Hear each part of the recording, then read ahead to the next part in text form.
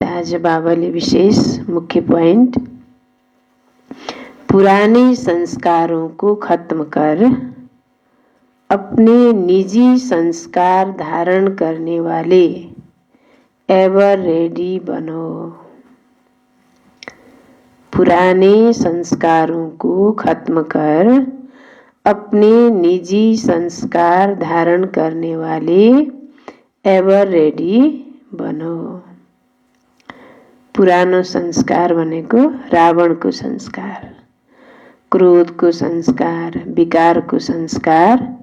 त्यसलाई बाबा भन्नुहुन्छ खत्म गरेर तिम्रो निजी संस्कार, आत्माको संस्कार। आत्माको स्वरूप के हो? शान्त स्वरूप।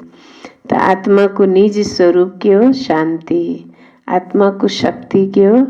जो बाबाले जुन दिव्य गुणहरूको खजाना दिनुभएको छ, ज्ञानको खजाना, गुणहरूको खजाना, त्यो आत्माको निजी संस्कार हो।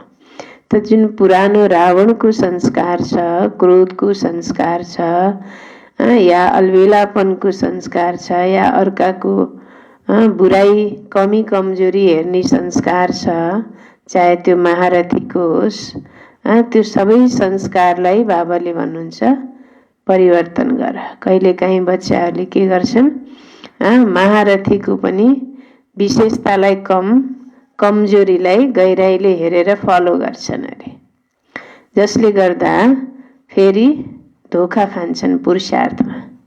महारथी भनेको जसले बहुत कालको तपस्या गरेछ, त्याग गरेछ, निश्चयमा जो अचल छ, हैन, अटुट छ, त उसको अलिकता कमी कमजोरी कहिलेकाहीँ भइहाले पनि बाबाले भन्नुहुन्छ उसको त्याग, तपस्या, निश्चय बुद्धि, उसको धारणाले गर्दा एक्स्ट्रा नम्बर दिलाएर उनीहरूलाई पास गराइदिन्छ अरे।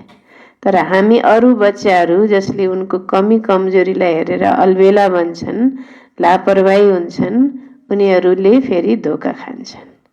त्यही भएर महारथीको पनि कमीलाई हेर्नु छैन, कसैको पनि कमीलाई हामीले हेर्नु छैन, हैन। सबैको विशेषतालाई हेरेर विशेष आत्मा बन्नु छ। त आज बाबाले विशेष, हैन, 3वटा कुराहरू देख्नु भएको छ। बच्चाहरूको सोच्ने, यानी संकल्प गर्ने, वर्णन गर्ने र प्र्याक्टिकल अनुभवमा, कर्ममा ल्याउने, यसमा ब्यालेन्स के छ? कम छ। किनकि हामी भाग्य विधाता बाबाको बच्चा, भाग्यशाली आत्मा, यति भाग्य ब्राह्मण आत्माहरूको लाई प्राप्त छ जो सारा कल्पमा कुनै पनि महान आत्मा, धर्म आत्मा या कोही पनि व्यक्तिलाई, आत्माहरूलाई त्यो प्राप्त हुन सक्दैन।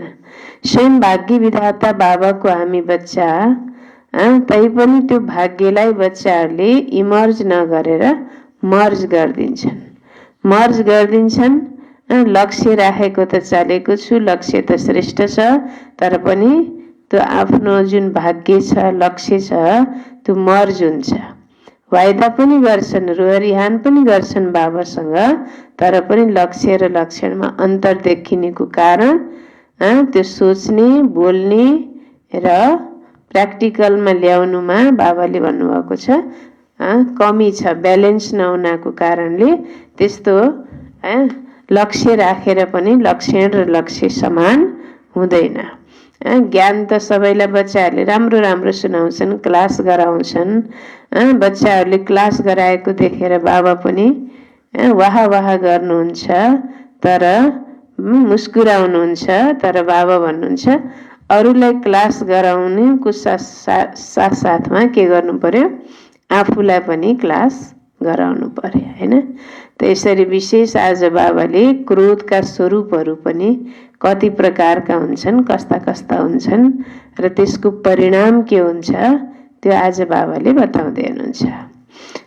त मुख्य विशेष पॉइंटमा पुराने संस्कारों को खत्म कर अपने निजी संस्कार धारण करने वाले एवर रेडी बनो। आज बाप दादा अपने चारों ओर से विश्व के बाप के लब में लवलीन और लक्की बच्चों को देख रहे हैं। हर एक बच्चे के भाग्य पर बाप को भी नाज है। बच्चाहरूको भाग्यलाई देखेर बाबालाई पनि नाज छ, गर्व छ। बुझ्नुभयो नि कि मेरे बच्चे वर्तमान समय इतने महान हैं जो सारे कल्प में, चाहे देवता स्वरूप में, चाहे धर्म नेताओं के रूप में, चाहे महात्माओं के रूप में, चाहे पदम पति आत्माओं के रूप में, किसी का भी इतना भाग्य नहीं है जितना आप ब्राह्मणों का भाग्य है। जति ब्राह्मण आत्माहरूको श्रेष्ठ भाग्य छ त्यति सारा कल्पमा देवताहरूको पनि छैन, धर्मनेताहरूको पनि छैन, महात्माहरूको पनि छैन, पदम पति धनवान आत्माहरूको पनि त्यस्तो श्रेष्ठ भाग्य छैन भन्नुहुन्छ बाबाले। तो अपने ऐसे श्रेष्ठ भाग्य को सदा स्मृति में रखते हो, सदा यह अनहद गीत मन में गाते रहते हो कि वह भाग्य विधाता बाप और वह मुझ श्रेष्ठ आत्मा का भाग्य। यह भाग्य का गीत सदा ऑटोमेटिक बजता रहता है। बाप बच्चों को देख देख सदा हर्षित होते हैं, बच्चे भी हर्षित होते हैं, लेकिन कभी कभी बीच में अपने भाग्य को इमर्ज करने के बजाय मर्ज कर देते हैं। मर्ज गर्ने भनेको भित्र लुक्छ के, इमर्ज हुने भनेको बाहिर प्रत्यक्ष देखिनु। त बुद्धिमै बच्चाहरूले, बाबाले त भाग्यको गीत बच्चाहरूको भाग्य देखेर बाबा पनि खुसी हुनुहुन्छ र बच्चाहरूले पनि भित्रभित्रै मनमनै यो गीत गाउँछौ भनेर सोध्नु भएको छ, वाह मेरो भाग्य वाह।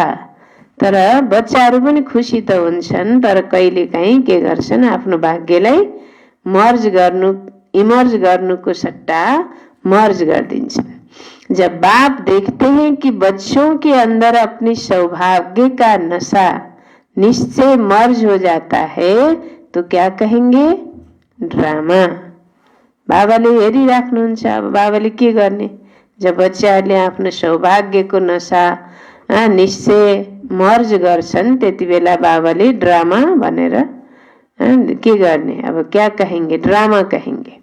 लेकिन बाप दादा सभी बच्चों को सदा ही भाग्य के स्मृति स्वरूप देखना चाहते हैं।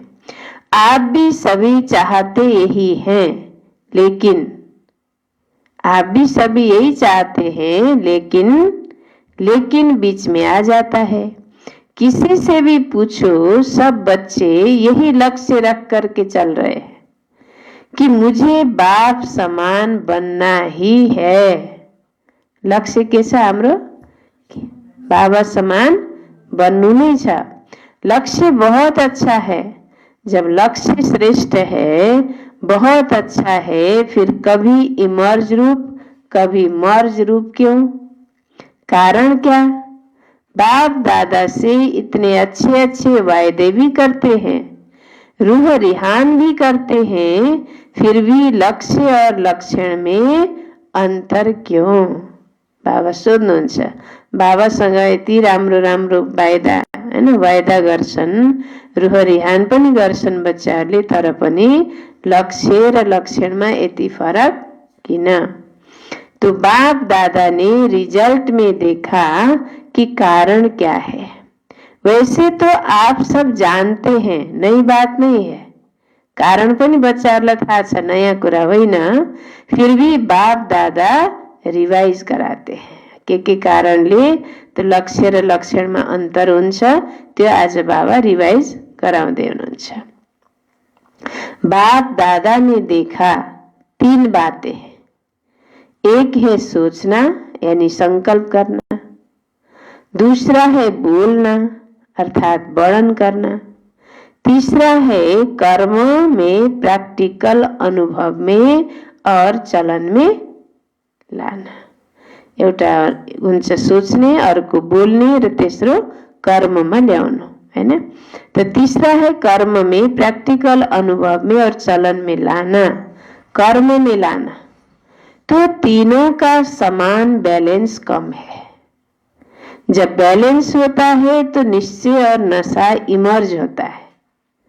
जब बैलेंस हुन्छ नि त्यति बेला निश्चय र नशा इमर्ज हुन्छ, अरे बाहिर देखिन्छ, के खुसी हुन्छ, हैन। और जब बैलेंस कम है तो निश्चय और नशा मर्ज हो जाता है, भीतरी लुक्छ।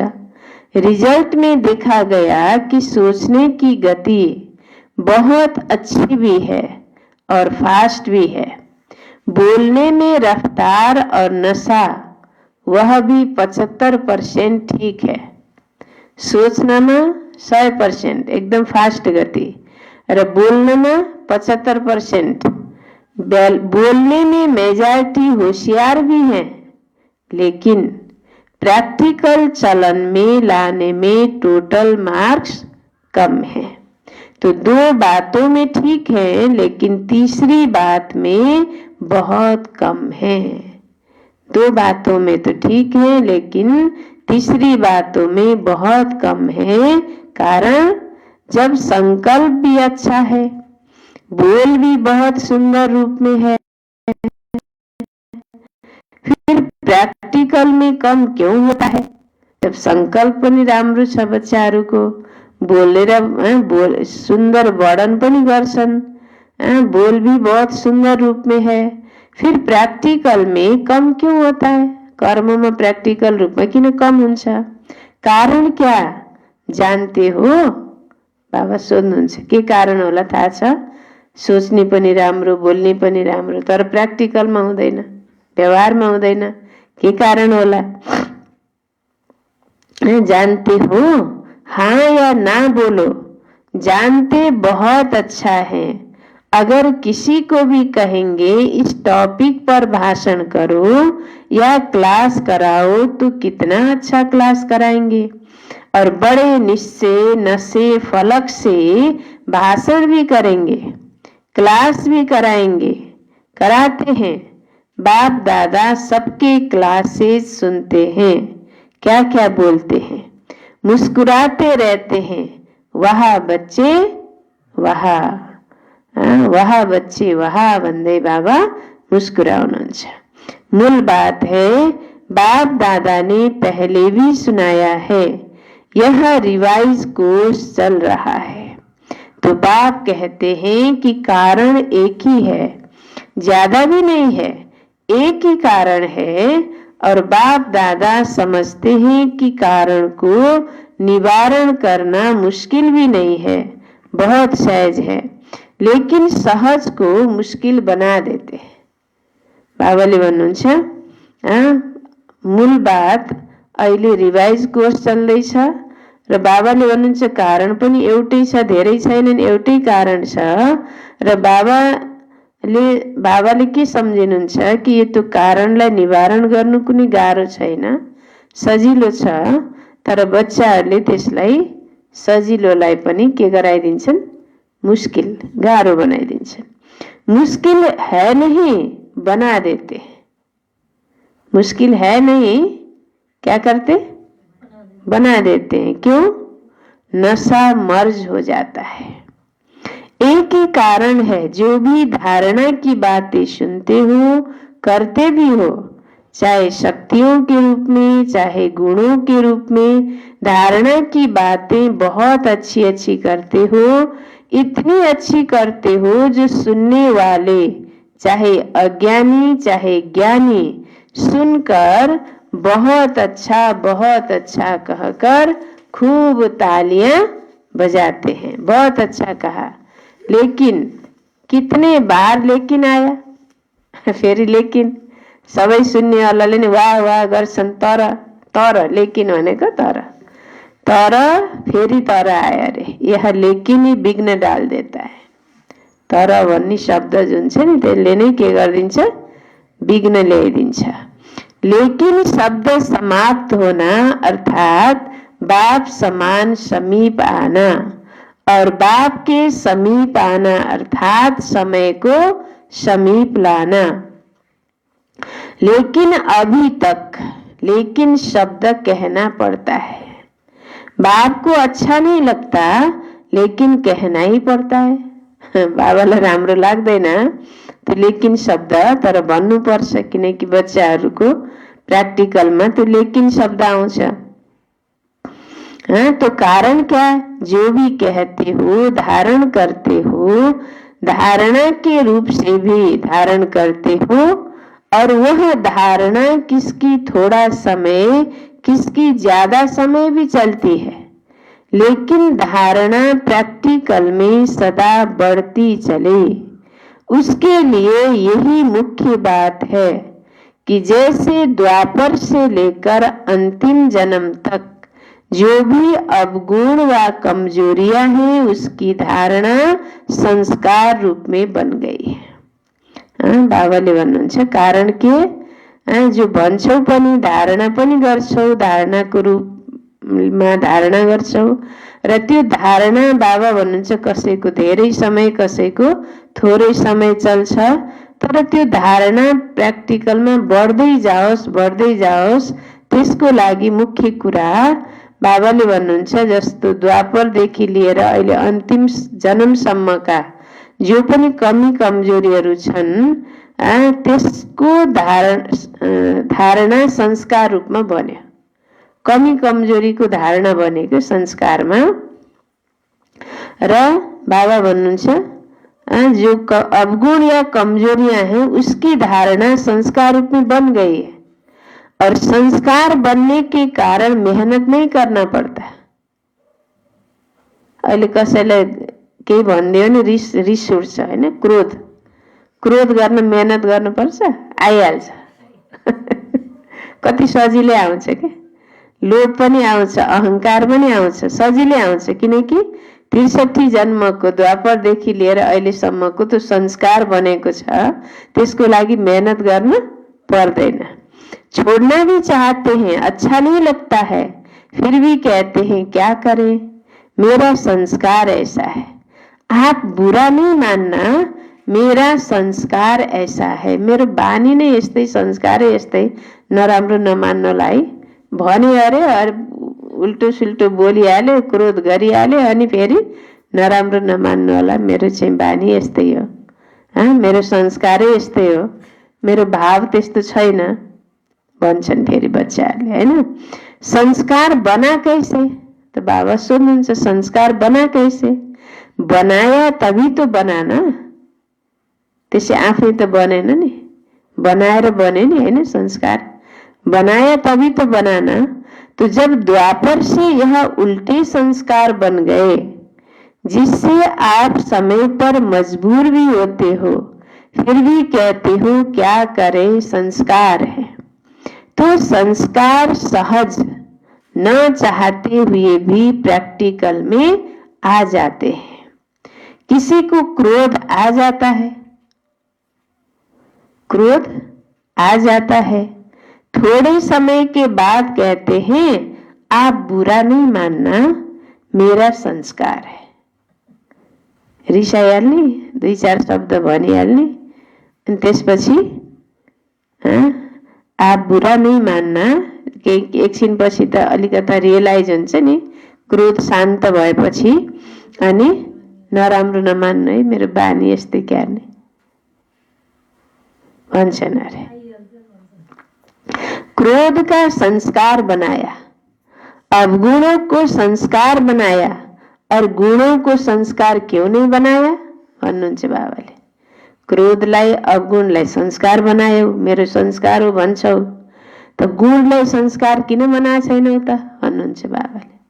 गुणों को संस्कार क्यों नहीं बनाया है, जैसे क्रोध अज्ञान की शक्ति है और ज्ञान की शक्ति शांति है, सहन शक्ति है, तो अज्ञान की शक्ति क्रोध को बहुत अच्छी तरह से संस्कार बना लिया है और यूज भी करते रहते हो, फिर माफी भी लेते रहते हो, माफ कर देना, आगे से नहीं होगा और आगे और ज्यादा होता है, कारण क्योंकि संस्कार बना दिया है।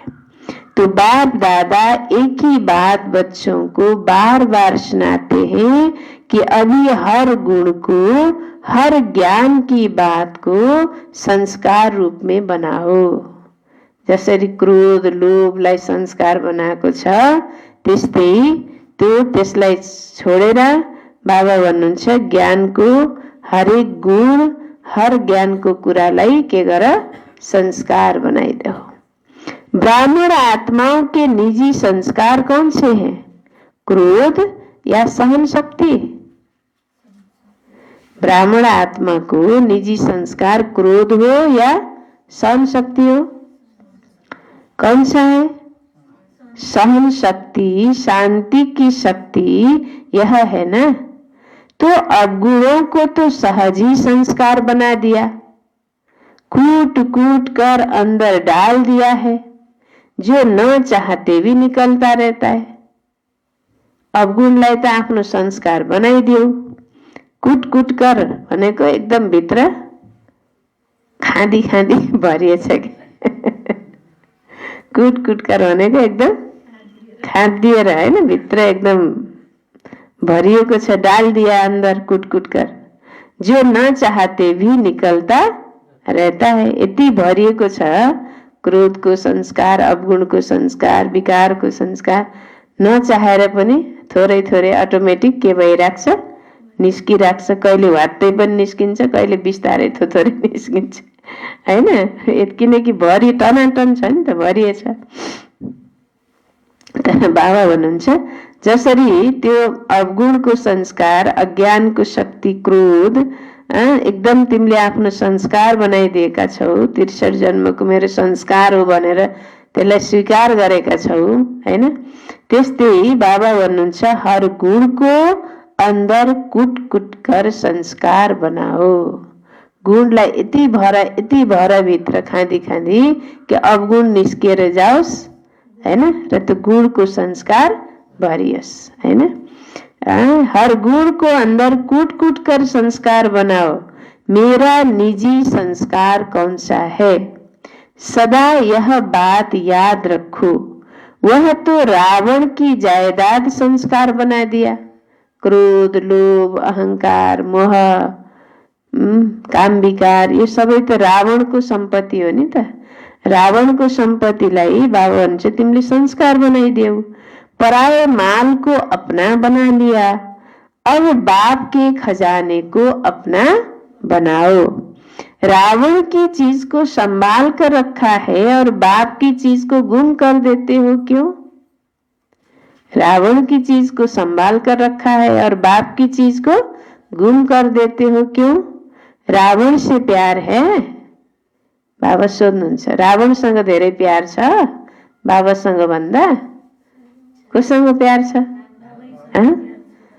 रावण अच्छा लगता है या बाप अच्छा लगता है? कहेंगे तो सभी बाप अच्छा लगता है, यही मन से कह रहे हैं ना। लेकिन जो अच्छा लगता है उसकी बात निश्चय की स्याही से दिल में समा जाती है। लेखिन्छ मसीले लेख्छन् नि, त्यस्तै निश्चयको मसीले दिलमा एकदम छापिन्छ, लेखिन्छ। जोसँग प्यार छ, जसको कुरा मन पर्छ, उसको कुरा कहिले भुलिन्छ? भुलिँदैन। जब कोई रावण के संस्कार के वश होते हैं और फिर भी कहते रहते हैं बाबा आपसे मेरा बहुत प्यार है, बहुत प्यार है। बाबा पूछते हैं कितना प्यार है? बाबा पूछते हैं कितना प्यार है? तो कहते हैं आकाश से भी ज्यादा।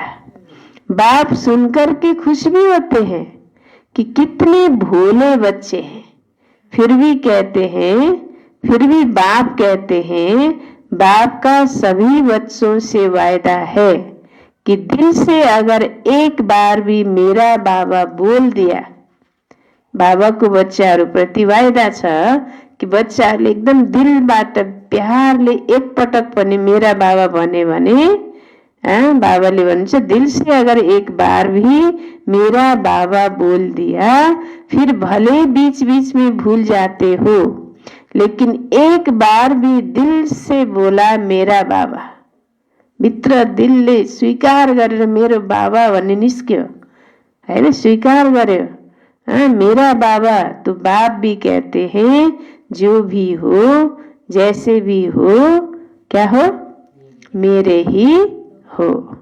ले तो जानै है, छोडेर जान त सक्नुहुन्न बाबा, जस्ता भए पनि लैजानै पर्यो हैन, ले तो जाना ही है। सिर्फ बाप चाहते हैं बराती बनकर नहीं चलना, सजनी बनकर चलना। जानु त सबैलाई छ, सबैलाई लैजानुहुन्छ बाबाले। त्यही भएर त भक्ति मार्गमा शिवको बरात कस्तो देखाउँछ, लुला लङ्गडा, देवता दानव मानव गन्धर्व किन्नर भूत पिचास डङ्किनी हैन, नन्दी भृङ्गी सबै त शिव बाबाको बरातमा पछि पछि अहिले बन्ने बेला हो। के भनेर जाने हो, जानु त जाने, सबैलाई लैजानुहुन्छ बाबा। दानव मानव गन्धर्व किन्नर भूत पिचास डङ्किनी पार्वती बन्ने हो, के बन्ने हो, आफ्नै हातमा छ हैन। बाबाले चाहनुहुन्छ बराती बनकर नहीं चलना, क्या बनना, सजनी बनकर चलना। सुन करके तो सभी बहुत खुश हो रहे हैं, अपने ऊपर हंसी भी आ रही है। अभी सुनने के समय अपने ऊपर हंसते हो ना, अपने ऊपर हंसी आती है, और जब जोश करते हो तब लाल पीले हो जाते हो। अहिले त सुनेर हाँस्छौ, अनि जब रिस उठ्ने बेलामा बाबा भन्नुहुन्छ अब कुनै कुरा आउँछ, जोस आउँछ, त्यति बेला के हुन्छौ, लाल पीले हो जाते हो, रातो रातो भइहाल्छन्, आँखा रातो रातो हुन्छन् हैन। लेकिन बाप ने रिजल्ट में देखा कि बच्चों में एक विशेषता बहुत अच्छी है। कौन सी, पवित्रता में रहना। इसके लिए कितना भी सहन करना पड़ता है, कितना भी अपोजिशन करने वाले सामने आए हैं, लेकिन इस बात में 75% अच्छे हैं। कोई कोई गसिया को गपोड़ा भी लगाते हैं, लेकिन फिर भी 75% ने इस बात में पास होकर दिखलाया है। अब उसके बाद दूसरा सब्जेक्ट कौन सा आता है, बाबा भन्छ उसकी पवित्रता, पहिलो नम्बर पवित्रता। त्यसमा बाबालाई सबै बच्चाहरू, पवित्र बच्चाहरूको विशेषता छ, जति सहन गरे पनि पवित्रतालाई धारण गर्छन्।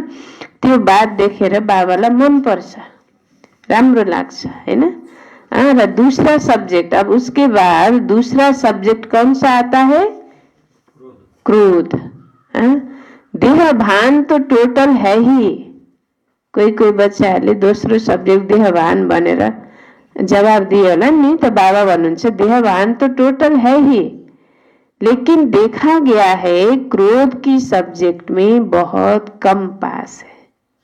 पवित्र त फेरि पनि रहन्छन् बच्चाहरू शरीरबाट, तर क्रोधको सब्जेक्टमा एकदम थोरै बच्चाहरू पास या कम पास।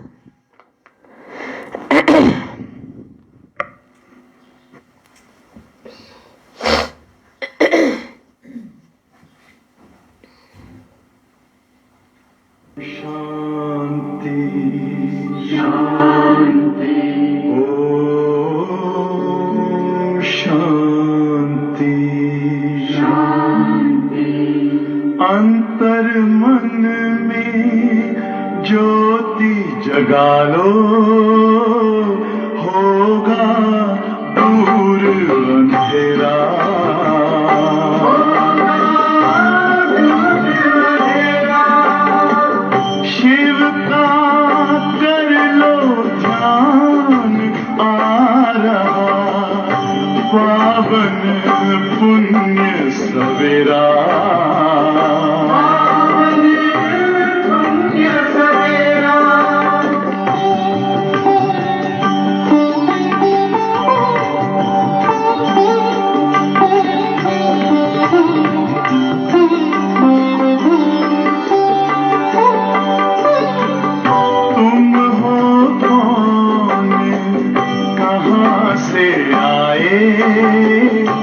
अपने आप को जानो,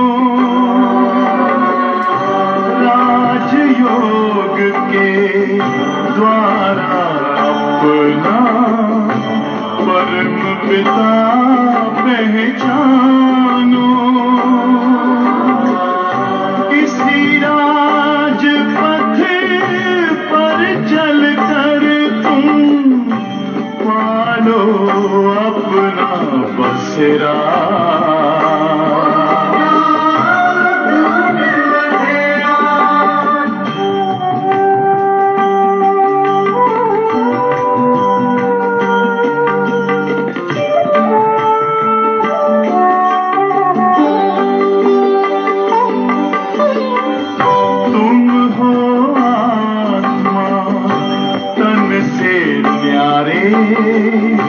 परमात्मा को प्यारे, दिव्य गुणों को धारण करके योगी बनो दुलारे। ज्योति बिंदु ही तोड़ेगा ये माया मोह का घेरा।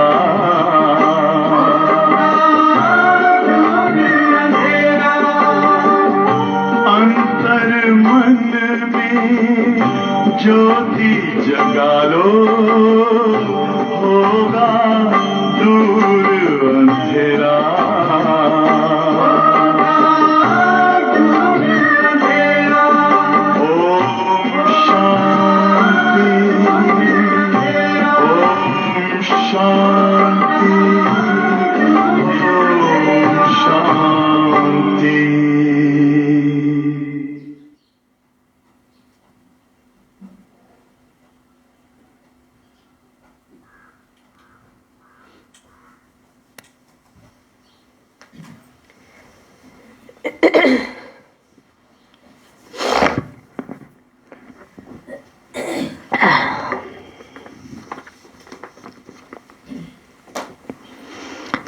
ओम शांति।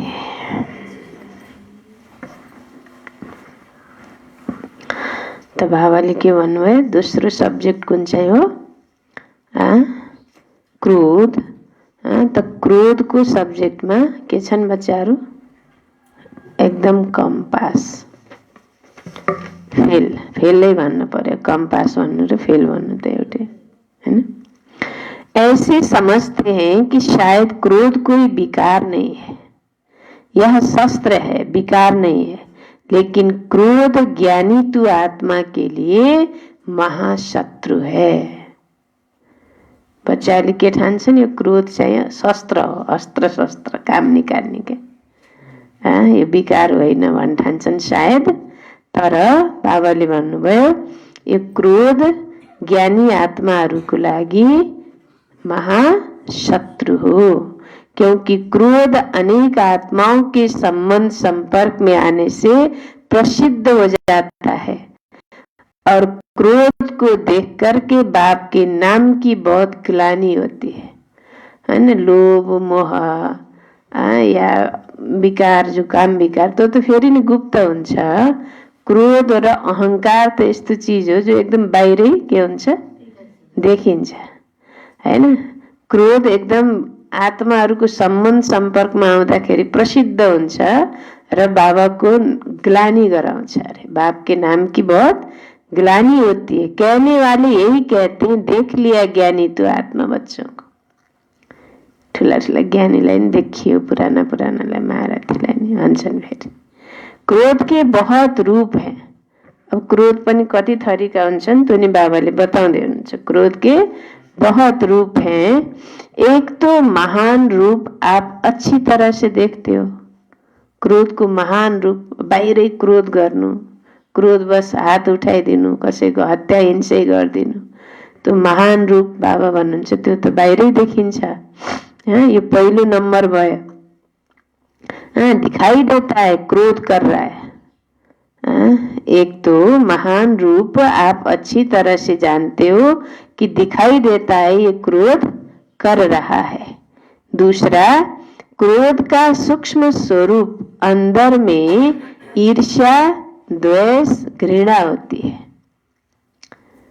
अब महान रूप बच्चाहरू, ज्ञानी आत्माहरूको क्रोध, हत्या, हिंसासम्म त नजाला, हात पनि नउठला, तर त्यो बाहिर यो रिसाएको छ, क्रोध गरेको छ भन्ने देखिन्छ, त्यही महान रूप भयो। अर्को बाबा भन्नुहुन्छ सूक्ष्म रूप, अन्दरमै ईर्ष्या, द्वेष, घृणा राख्नु कसैको प्रति, त्यो पनि क्रोधको नै के रहेछ, रूप रहेछ। इस स्वरूप में जोर से बोलना या बाहर से कोई रूप नहीं दिखाई देता है। जुन ईर्ष्या, द्वेष, घृणाको रूप छ त्यो बाहिरबाट धेरै क्रोध गरे जस्तो देखिँदैन, त्यो भित्रभित्र सूक्ष्म हुन्छ। बाहर से जोर से बोलना या कोई रूप नहीं दिखाई देता, लेकिन जैसे बाहर क्रोध होता है तो क्रोध अग्नि रूप है ना, वह खुद भी जलता है और दूसरे को भी जलाता है। क्रोध में एकदम लाल पीला हुन्छन् भन्नुभयो नि बाबाले। क्रोध बाहिरको एकदम ठुलो रूप, अग्नि रूप हो, जसमा व्यक्ति आफू पनि जल्छ, अरूलाई पनि के गर्छ, जलाउँछ। तो ऐसे ही ईर्ष्या, द्वेष, घृणा यह जिसमें है वह इस अग्नि में अंदर ही अंदर जलता रहता है। ईर्ष्या, द्वेष, घृणामा, क्रोधमा आफू नि जल्छ, अरूलाई नि जलाउँछ भने ईर्ष्या, द्वेष, घृणामा भित्रभित्र आफू नै के भइरहेको हुन्छ, जलिरहेको हुन्छ। बाहर से लाल पीला नहीं होता, बाहिर हेर्दा लाल पीला देखिँदैन, अर्काले यसले क्रोध गरिरहेछ भन्ने देखिँदैन। बाहर से लाल पीला नहीं होता, लाल पीला फिर भी ठीक है। बाबा भन्नुहुन्छ लाल पीला फिर भी ठीक है, लेकिन वह तो काला होता है। ईर्ष्या, द्वेष, घृणा राख्नेवाला भित्रबाट के हुन्छ, कालो हुन्छ अरे। तीसरा क्रोध का चतुराई का रूप भी है। क्रोध को अर्को तेस्रो रूप चतुराई को रूप पनि हुन्छ। वह क्या है? कहने में, समझने में ऐसे समझते हैं व कहते हैं कि कहाँ कहाँ सीरियस होना ही पड़ता है। कुरै यस्तो छ, सिरियस हुनै पर्छ भन्छन्, तर भित्रभित्र रिस उठ्या हुन्छ। तो चतुराई को रूप अरे। कहाँ कहाँ ला उठाना ही पड़ता है कल्याण के लिए। तो अभी कल्याण है या नहीं वह अपने से पूछो। बाप दादा ने किसी को भी अपने हाथ में ला यानी कानून उठाने की छुट्टी नहीं दी है। क्या कोई मुरली में कहा है कि भले लॉ उठाओ, क्रोध नहीं करो? लॉ उठाने वाले के अंदर का रूप वही क्रोध का अंश होता है। जो निमित्त आत्माएं हैं वह भी लॉ नहीं उठाते हैं, लेकिन उन्हें को लॉ रिवाइज कराना पड़ता है। लॉ कोई भी उठा नहीं सकता, लेकिन निमित्त है तो बाप द्वारा बनाए हुए लॉ को रिवाइज करना पड़ता है। निमित्त बनने वालों को इतनी छुट्टी है, सबको नहीं है। आज बाप दादा थोड़ा ऑफिशियल शिक्षा दे रहे हैं, प्यार से उठाना। बाबाले अफिसियल बनेर शिक्षा दिँदै हुनुहुन्छ, त्यसलाई प्यारले ग्रहण गर भन्नुहुन्छ बाबाले। क्योंकि बाप दादा बच्चों के लिखे हुए किए हुए वायदे देख कर सुनकर मुस्कुराते रहते हैं। अभी बाप दादा ने जो सुनाया कि हर गुण को निजी संस्कार बनाओ, अंडरलाइन किया। बाबाले भन्नुभयो हर गुणलाई के गर, निजी संस्कार बनाओ, त्यसलाई अंडरलाइन गर्यो, सोध्नुहुन्छ बाबाले। तो अभी से यह कहना कि शांत स्वरूप में रहना, सहनशील बनना, यह तो मेरा संस्कार बन गया है। फिर बाप दादा जब मिलन मनाने आए तो इसे अपना निजी संस्कार बनाकर बाप दादा के आगे इन 5-6 मास में दिखाना, इसलिए आज रिजल्ट सुना रहे हैं। क्रोध की रिपोर्ट बहुत आती है, छोटा बड़ा भिन्न भिन्न रूप से क्रोध करते हैं। अभी बाप दादा ज्यादा नहीं खोलते हैं, लेकिन कहानियां बहुत मजे की है। क्रोध का कहानी बनी एकदम मजा का सन बच्चारों का।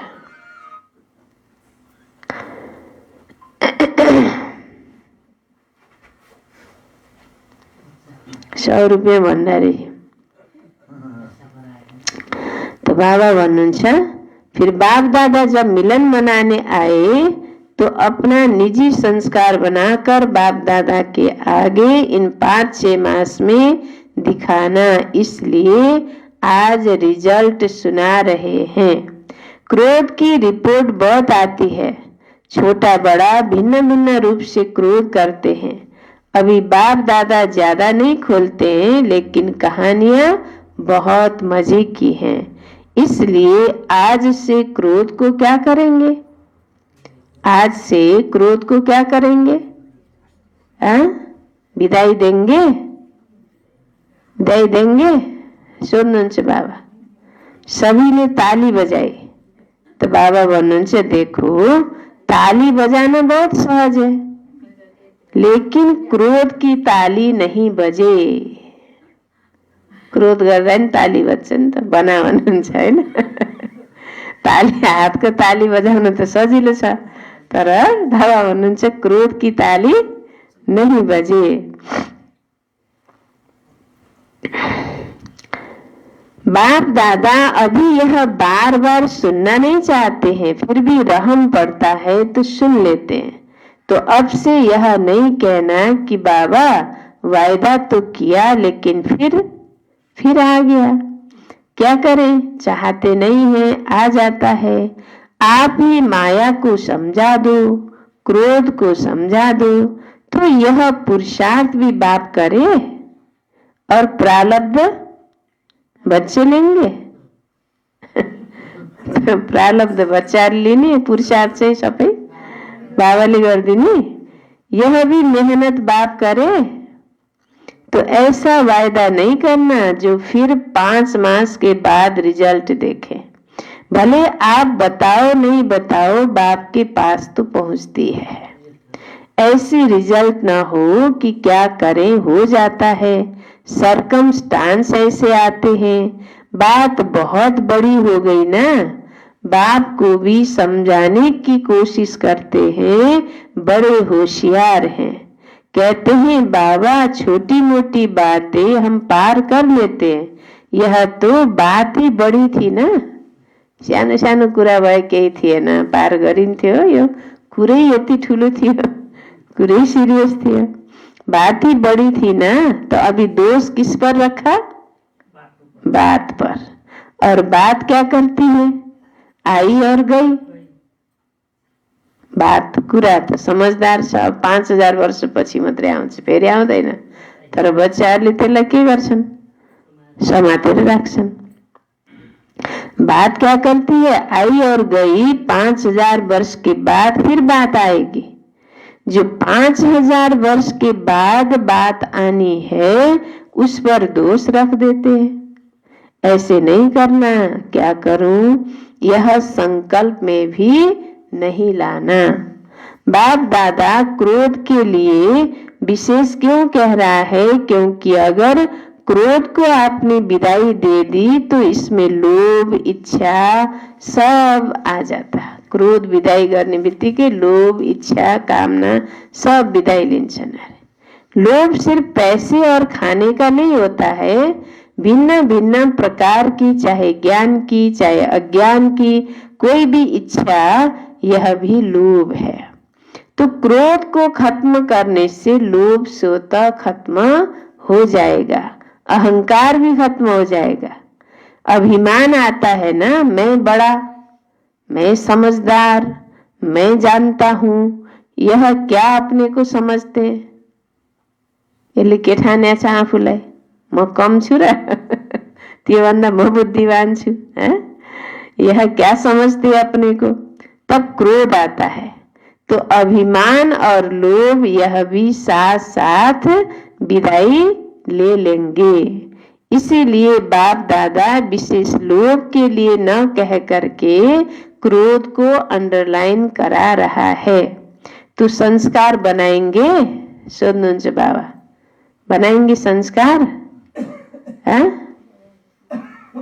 अभी सब हाथ उठाओ और सबका फोटो निकालो।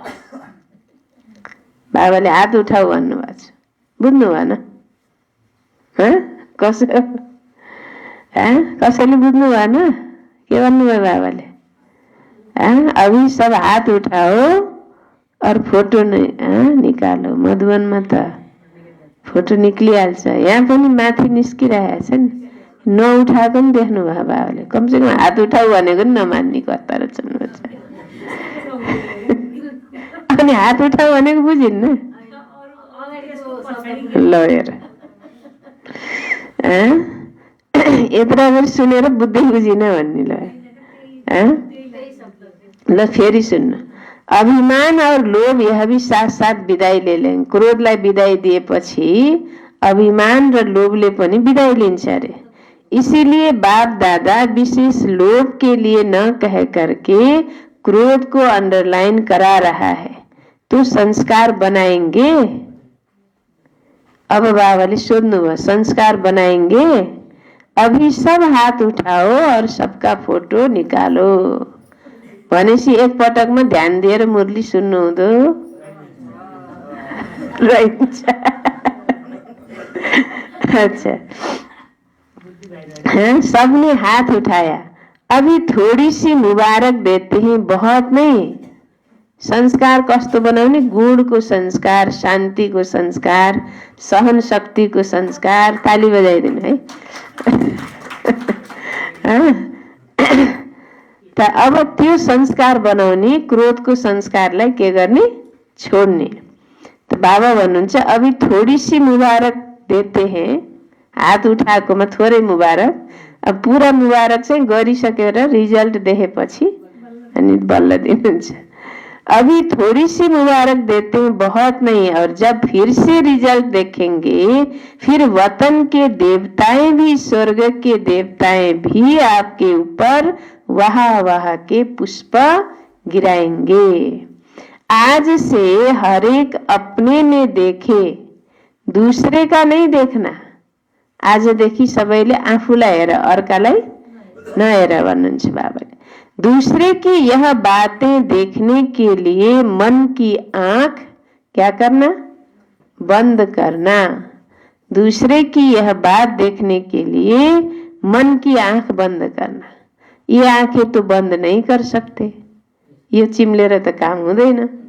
यो महारथी ठुलैको पनि कमी कमजोरी देखे भने त्यो देख्नलाई मनलाई अन्तर्मुखी बनाइदेऊ, आँखा चिम्ला अरे के न देखा। हंसी की बात सुनाए। बाप दादा आज थोड़ा स्पष्ट सुना रहे हैं। बुरा तो नहीं लगता है? बाबाले भन्दा नराम्रो त लाग्दैन भने सोध्नुहुन्छ बाबाले। बुरा तो नहीं लगता है?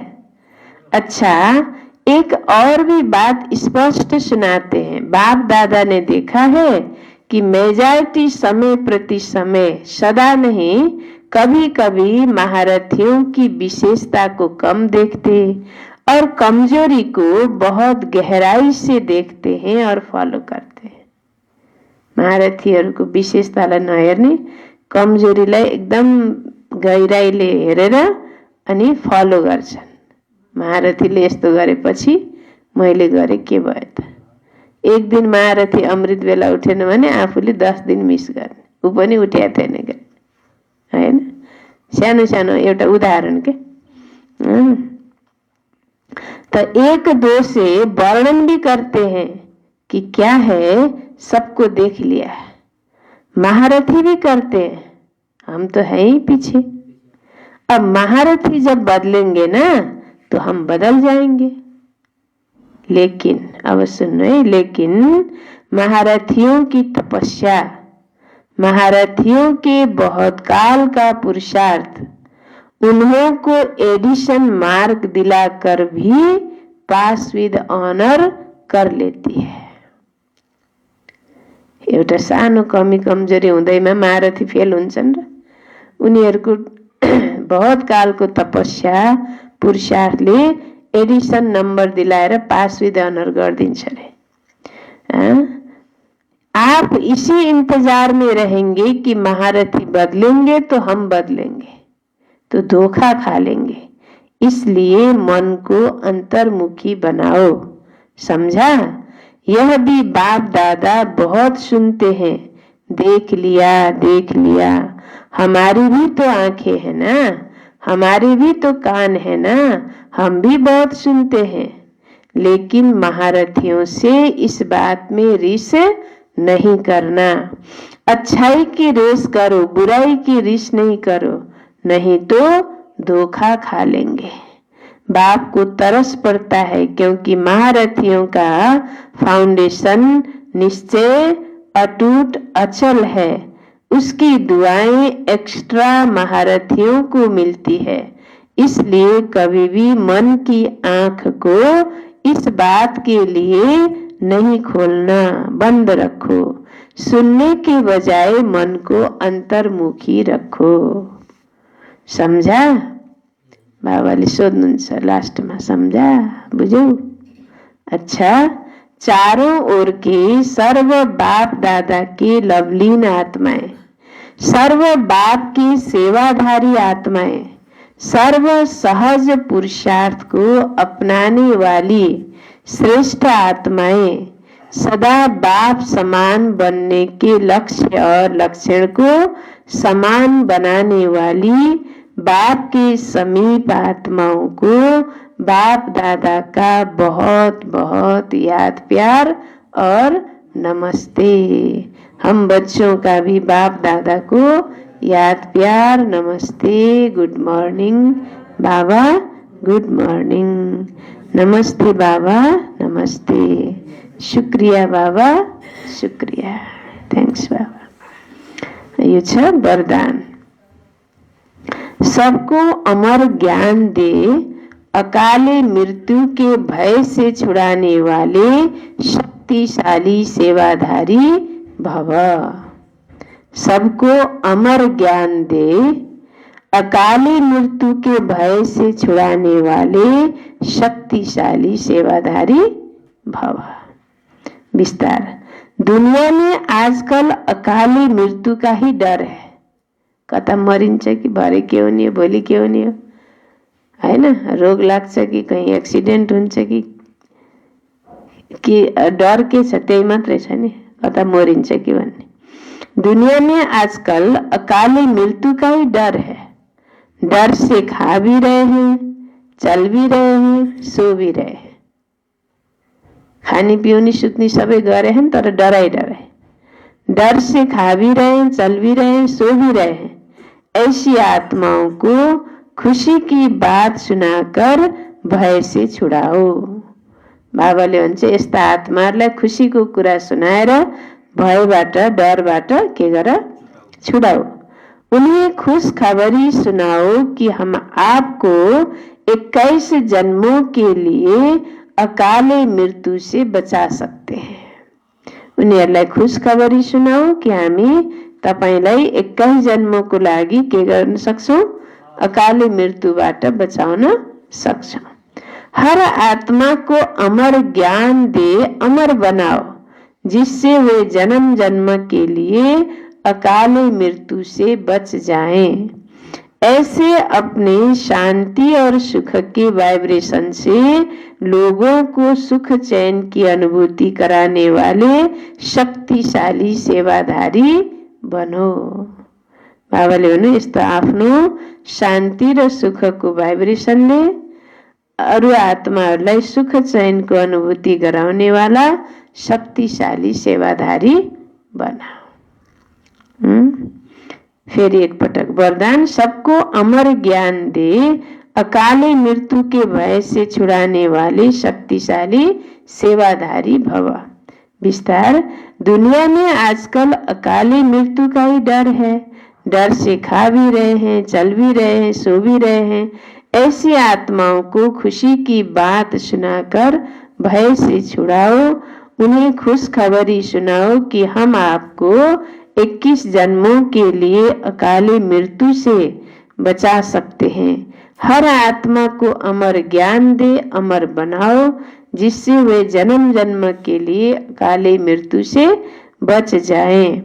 ऐसे अपने शांति और सुख के वाइब्रेशन से लोगों को सुख चैन की अनुभूति कराने वाले शक्तिशाली सेवादारी बनो। स्लोगन: याद और सेवा का बैलेंस रखने से ही सर्व की दुआएं मिलती हैं। याद और सेवा का बैलेंस रखने से ही सर्व की दुआएं मिलती हैं। ओम शांति।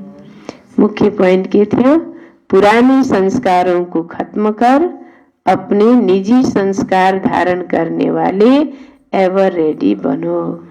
यसलाई बाबाले अन्डरलाइन गराउनु भएको छ। आफ्नो निजी संस्कार, गुणको संस्कार, जुन आफ्नो दिव्य गुणको संस्कार छ त्यसलाई निजी संस्कार बनाओ। क्रोधको संस्कारलाई, रावणको संस्कारलाई के गर? समाप्त गरिदेऊ। त्यसलाई परिवर्तन गर। कसैको पनि कमी कमजोरीलाई हेर्ने होइन, नत्र धोका खाइन्छ। आफूलाई हेर्ने। बुझ्नुभयो नि? अच्छा, ओम शान्ति।